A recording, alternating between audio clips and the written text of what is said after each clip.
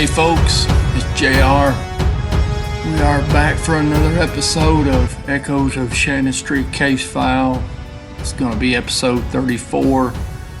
I'm cold. Before we get started now, don't forget to hit the subscribe button.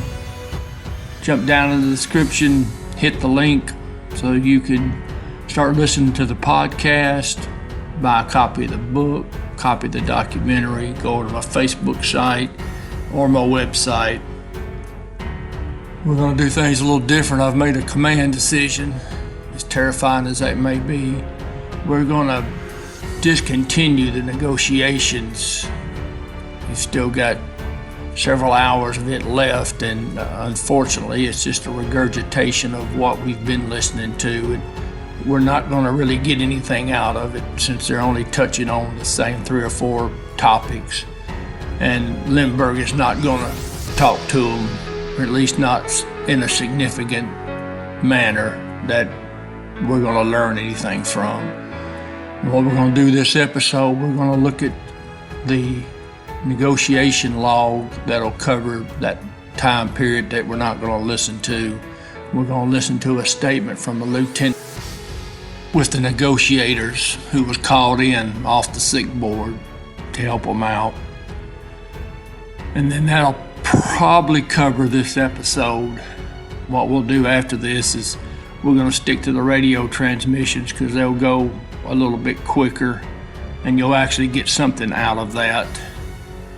Now, before we get started, we're going to listen to a clip from the documentary Shannon Street Echoes Under a Blood Red Moon.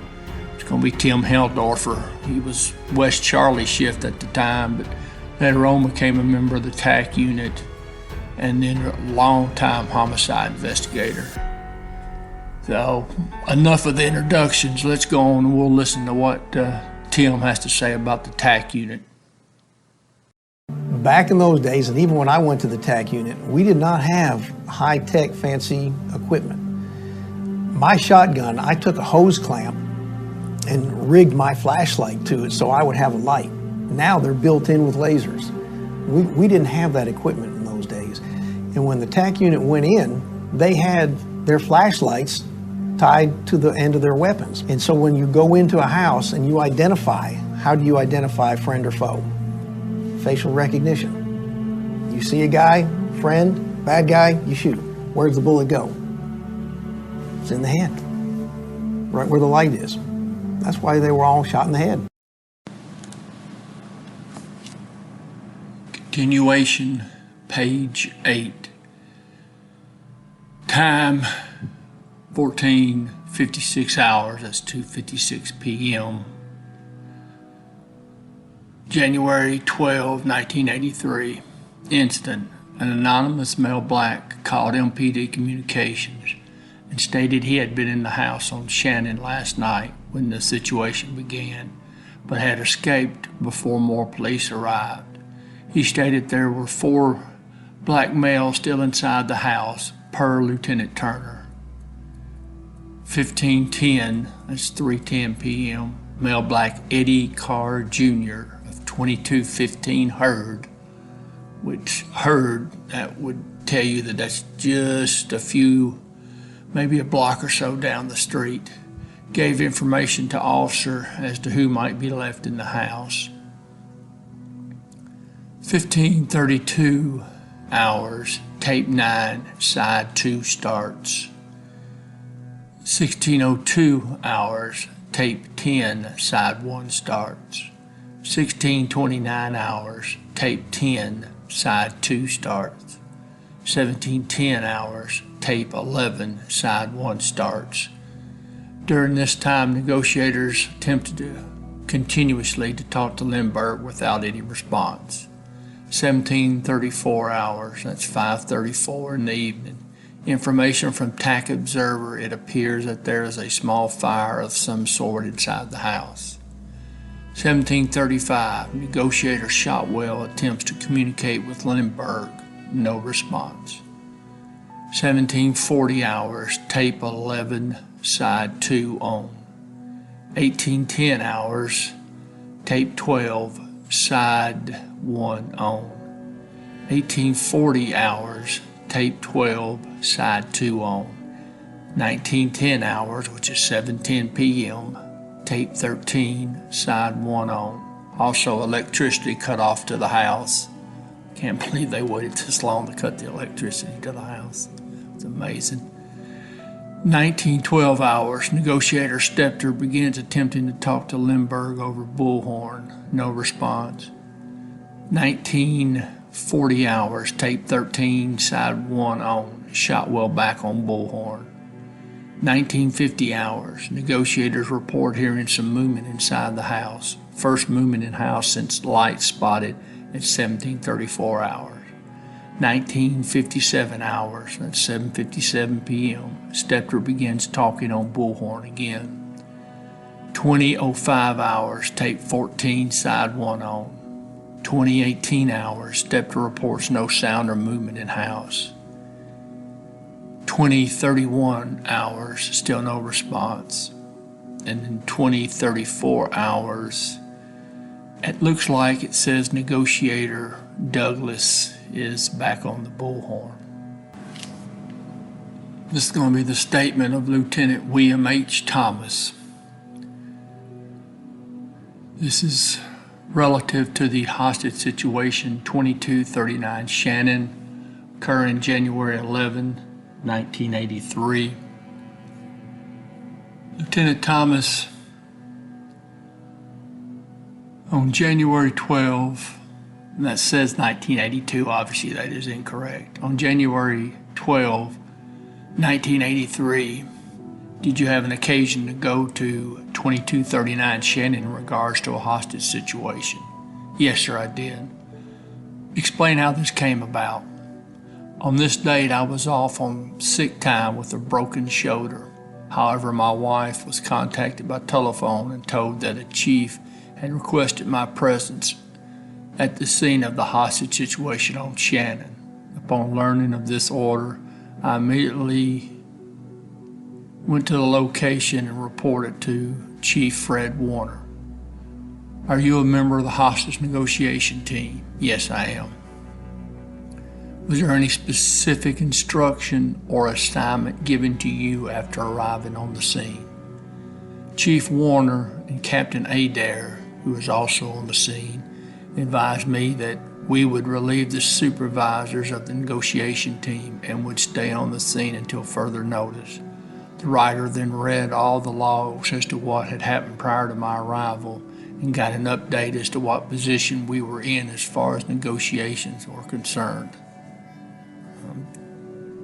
I'm sure that update wasn't very pleasant. After going over this information, I asked Captain Adair what type of device we had for listening to what Lindbergh Sanders or any of his associates or anyone within the house was saying. He advised me he had a parabolic mic borrowed from one of the radio stations. However, no sound had been heard quite some period of time. At this time, I suggested that we implant a microphone either in one of the windows or underneath the house to see if we could ascertain if there was any movement or sound coming from within. He advised me we had no means at this time, and I suggested contacting organized crime to borrow some equipment that I was familiar with that I felt would work for the purpose desired. We also discussed this with Chief Fred Warner, and it was decided to contact organized crime. At this time, I called Captain John Talley and advised him the type listening device needed, and he advised he had one, and that if I would call Sergeant J.C. Kellum, he would get the mic to him and send him to the Shannon Street address to assist in negotiations. This was at approximately 9 or 9:15 p.m. It took approximately 30 minutes for Sergeant Kellum to arrive, and after getting on the scene and conferring with Chief Warner, the writer along with Sergeant Kellum went to the command post to see where the best place to put the mic and also to obtain cover from the TAC unit while installing this mic. It was also learned that one of the radio stations had given a mic to Sergeant Hester, and I believe. Page 2. This is a continuation of his answer. And oh, by the way, when they mentioned Sergeant Hester, that sergeant is no relation to Bobby Hester, the officer that's been held hostage. They advised they had not really been able to pick up any good sounds, and it was decided to place the mic that Sergeant Kellum had on the west side as close to the front as possible. Now, the west side, if you remember from the crime scene photos, that's going to be on the side of the house closest to the duplex. If you remember the little brick duplex that Steve Parker was in for quite a while. And the west side would be, if you remember where the oak tree is out front, the oak tree is closer to the west side of the house. The oak tree's on the north side, but it would be closer to that west side where there's a little smaller driveway by the duplex. The rider returned to the command post at Shannon School, and Sergeant Kellum and members of the TAC unit continued to put the mic in. After arriving back at Shannon School and advising Chief Warner and Camp Maydair as to what actions had been taken, the rider then went to the location on the west side of the house in question to assist Sergeant Kellum and to maintain communications with Chief Warner to keep him apprised of the situation as it developed. When I arrived on the scene, Sergeant Kellum, who had the only listening device, which was a T12 receiver with earphone plug, advised me he had heard voices and that the voice appeared to him to be that of Lindbergh Sanders. He advised me he identified this voice by having heard the transmissions from the previous night on the police radio. He indicated that it appeared Sanders was talking to no one in particular, just continued to rant and rave. The rider contacted Chief Warner and advised him that we could hear a male black, thought to be Lindbergh Sanders, and we continued to monitor. The rider took turns with Sergeant Kellum listening, and during the time I was listening, I heard Sanders talking and saying he was hurt and that he didn't want anything from the negotiators, and asked someone, "Do you understand, motherfucker?" and apparently got no response and said, "If you understand, roll your eyes, you son of a bitch." At this point, the rider felt perhaps he was talking to the police officer and relayed this information to Chief Warner. This was sometime between 11:30 and 11:45 p.m. approximately. Upon talking to Chief Warner, the rider asked him to contact Lieutenant Toussaint, as I felt there was a piece of equipment in security that we could incorporate with our listening device so that we could record some of the sounds being heard from within the residence. The rider went back to the listening along with Sergeant Kellum, and at one point heard another male black respond to a question from Lindbergh Sanders. However, his response was spoken so low that it was inaudible. However, you could tell it was a different voice from the one we'd been monitoring. We also asked Patrolman Cockrell to listen at this point to see if he could possibly identify the voice. However, he felt it was also another male black with very low voice, but his statement was inaudible. The rider continued to hear Lindbergh Sanders say various things. At one point, he appeared to become nauseated and threw up, and also used the restroom either to wash his hands and other purposes, as you could hear the commode flush and water running.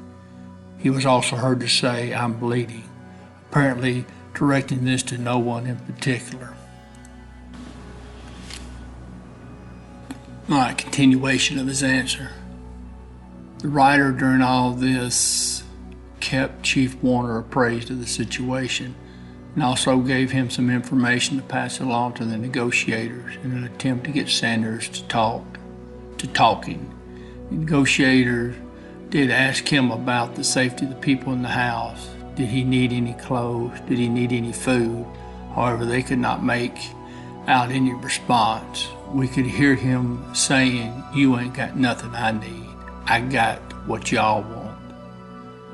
He continued to rant and rave and apparently addressing his statements to no one in particular. We also heard him say that he had water, and if they threw tear gas in the house, he could take the water to take care of the tear gas. The writer could also hear him clicking something that sounded like a revolver being cocked and uncocked. He then went through several periods where there would be absolutely no sound coming from within the house, and we could hear dogs barking outside, which let us know our mic was working correctly, but we did not hear anyone cough, sneeze, or make any human sound. At 1:28 in the a.m., the writer overheard Sanders responding to the negotiating team after they asked him did he need any clothes, warm soup, or anything like that. That my brother is dead, my daddy is dead, and the devil is dead, and this son of a bitch don't have no air. At this point, the writer called Chief Warner and advised him of the statement mentioned above. Chief Warner, after hearing this information, advised me to stay on the line so I could relate this information to Chief Holt. And that's actually Director Holt. Chief Warner's still used to back in the day when the chief of police was the highest ranking member of the department. They had changed that just a year or two ago, maybe 3 or 4 years. Very recent, they went from chief to director. So Chief Warner's just used to the old days. I did tell Chief Holt that I had heard, and he asked my opinion as to whether Hester was alive or dead. I advised Chief Holt that I felt that Hester was either dead or laying in such a position and playing possum that the people inside the house felt he was dead. He advised me to continue to monitor and to keep him apprised of any new developments. Right after this statement was made, Lieutenant Toussaint and Sergeant David Jones of security, now he says security, he's talking about security squad. Remember, that's the unit that investigates all police shootings and criminal allegations against police officers. They arrived on the scene, and we were able to incorporate the device from organized crime to the equipment of security that enabled us to record the transmissions coming from within the house. Now, they'll bring this up later, but just as a note, it's amazing all the things they think of they can use for this operation after it's been going on for 24 hours. Lieutenant Toussaint was able to take the piece of equipment to the command post at Shannon School to enable Chief Warner and other negotiators to hear the transmissions. The writer then returned to the command post at Shannon School. The last transmissions heard by me was a male black, believed to be Lindbergh Sanders, mumbling, I'm cold, saying this several times, and then no transmissions or human sounds being heard. After arriving back at Shannon School, the writer was called into a staff meeting with the director and his chiefs, and they were brief as to what I heard, along with what Sergeant Kellum had heard.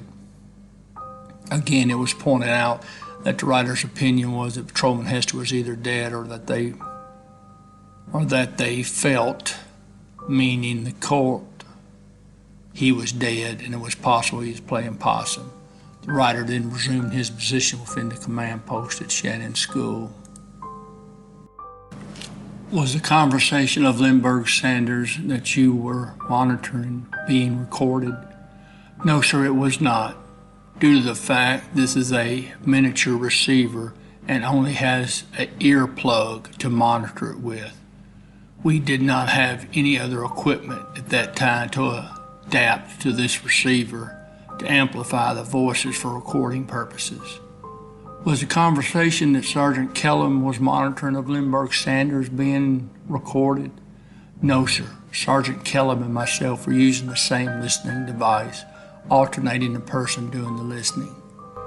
Is there anything else you would like to add to this statement?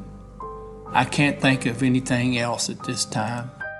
All right, folks, that's going to wrap up this episode.